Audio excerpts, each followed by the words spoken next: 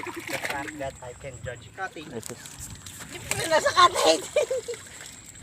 Can you hold this, please? Sure. Stop English, English. Why not?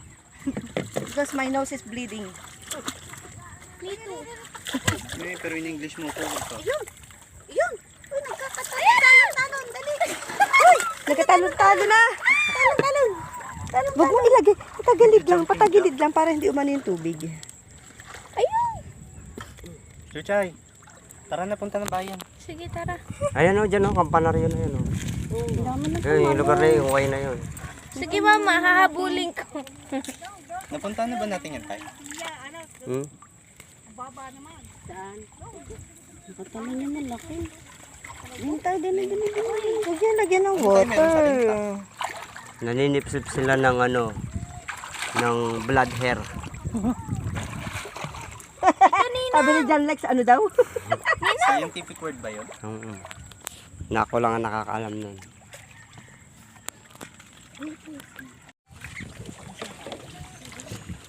Taktakin.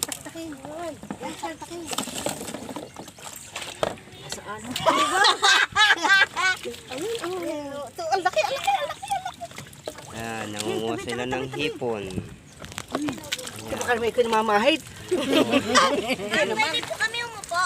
Hindi pwede. Hindi po. Tayo lang kayo. Hindi sa malalim-lalim ka pumunta.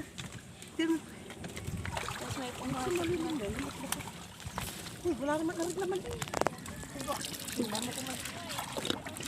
Hipon, nangunguha ng hipon. Tapos hindi makita yung hipon. Nasaan bagay mo mga pamilya? Dito tayo. Mabilis siyang umano sa water. Dito. Umumbati yan. Dito. Hipon. Maliliit na hipon. Nadami po. Sabi daw po ni Ninang Sally, dyan niya daw po itaktak. Ano daw po malaki. Tatakot sa ulo na yung natibarikay.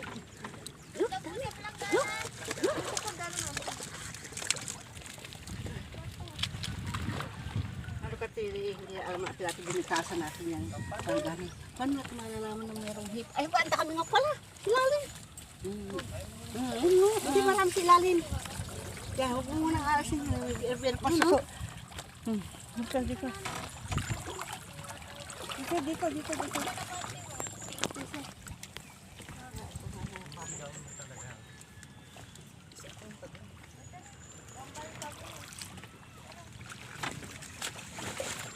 Wala. Kaninong bangka to? May kanya. Sa asawa ko yan.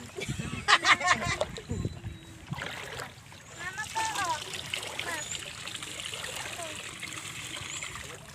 Ureng, di yan daw ang ano, diyan daw ang malalim. Ayun, doon. Ang malalim yun. Doon. Doon. Mm. Dito ako nakartik kanina eh. Hindi naman. Dito ako nakartik. Hindi, doon ko rin, doon. Dito, palgara. Pero,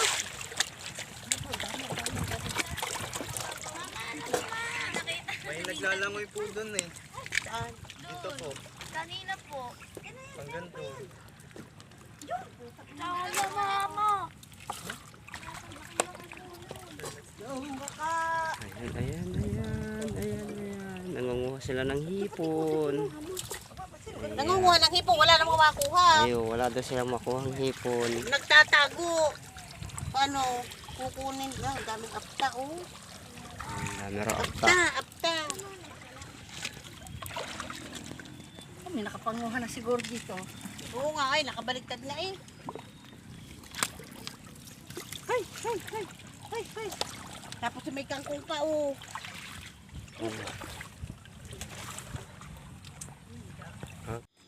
Uwi na. At yan, siyempre sumakay tayo sa bangka. Nagpatawid sa kabila. At siyempre salamat din kay Kilito kasi siya yung naghatid sa atin papunta dun sa kabila. At siyempre pag dyan tayo dumaan sa may dagat, konti na lang yung sakay natin papunta dun. Mga 2 sakay na lang, no? At kay Kilito, maraming salamat sa paghatid sa amin. Alright. At siyempre hanggang dito na lang ang ating video. At salamat. Thank you for watching. Salamat at thank you for watching. Ayun. Don't forget to subscribe, like, and share.